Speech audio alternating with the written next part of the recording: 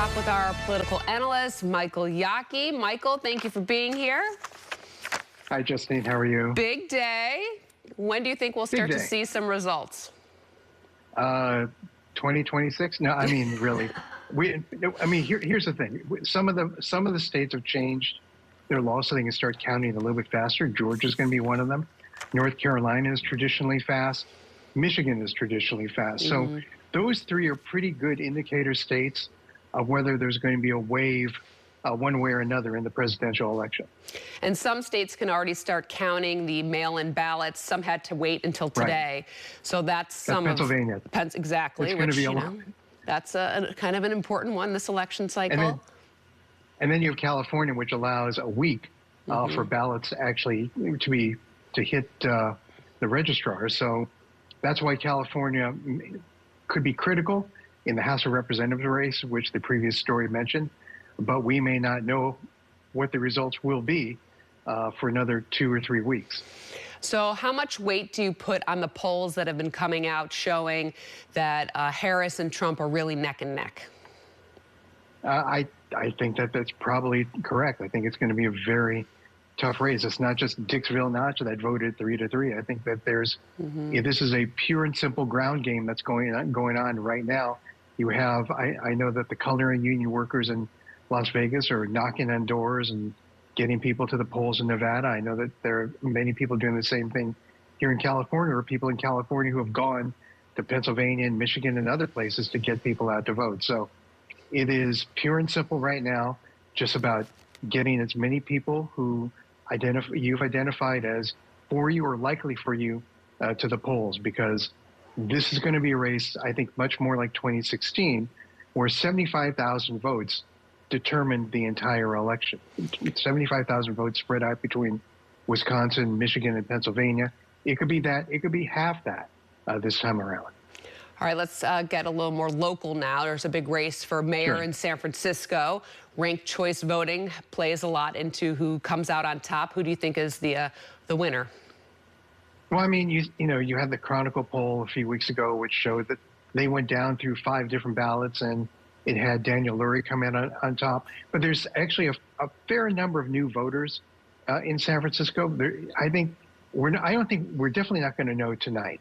And I doubt we'll know tomorrow, because, again, depending on how many votes have been mailed and how many are outstanding and what the margin is between the first, second, and third place people, you just can't tell until all the votes have been tallied. So I think we may not know for sure who is our mayor for several days, simply because until you can do the math and figure that the number of votes that are still waiting to be opened won't make a difference in the number of votes anyone needs to advance in the next round, which is essentially boring people to death with math. We just won't know. All right, in Oakland, Mayor Sheng Tao up for a recall. Did she keep her job? I think that's going to be tough. A recall is much simpler. It's a binary vote, yes or no. She's gotten a lot of, well, the FBI raid certainly didn't help things. I don't think that the single person who funded the recall, having done that, is getting that much traction. The A's have left town. It's not the kind of environment that's conducive to someone keeping their job. But again, it's all about a ground game. But this is a high turnout election, and I think that that does not bode well for Mayor Sheng Tao. And what about Alameda County District Attorney Pam Price? She's also up for a recall. Does she get to keep her job? I think that the last thing she needed was to have a dust-up with a fairly popular member of Congress, Eric Swalwell, in the last week of the campaign. I think that's not going to look. It's not looking good for her either. No, we'll have to see how that plays out as well. We also have a race in the South Bay between Sam Liccardo and Evan Lowe. They're trying to take this congressional district 16. That was also pretty tight during the primary. What are your predictions there? I think it's still going to be tight. I think that you have a very interesting split there. It's going to be, Evan Lowe has really worked on getting Asian American vote out there. Sam Liccardo is a strong base in the city of San Jose. Again, this is all going to be about turnout.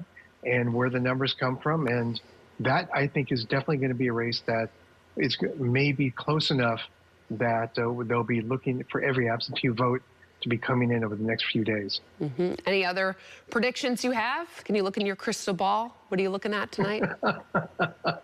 A lack of sleep for all of us Sure.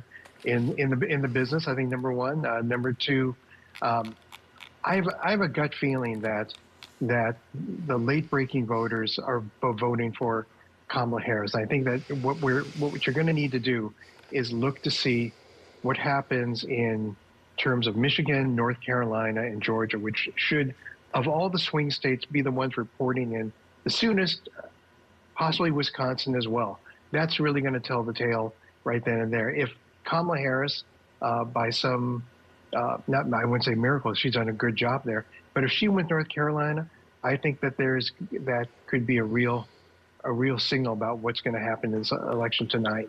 If it's close, if it's still hanging in the balance, we're just going to have to wait to see what happens with the Michigan and with Georgia and Wisconsin. But this is going to be a really close race. I think it's going to be a percentage point or two, and I think in states like Wisconsin and Wisconsin, it's going to be somewhere in the 10,000 vote range. I think that Pennsylvania could be in the 10,000 vote range as well. Michigan, I'm feeling a little more confident about for Kamala Harris. And North Carolina could be a nail biter. And Georgia has record turnout. And where are those people coming from? That's a good question. They're all there, and they're registered, and they're voting, and they're going to be voting probably they're voting in record numbers and tens of thousands more than were in the 2020 election. Remember, that election was only decided by 10,000 votes. Well, we will be reporting all the results as they come in. Michael Yaki, thank you so much. We're talking to you again next hour, too. So we'll have some new topics then. Thank you, Justine. All right, see you in a little bit. Okay. And we'll continue.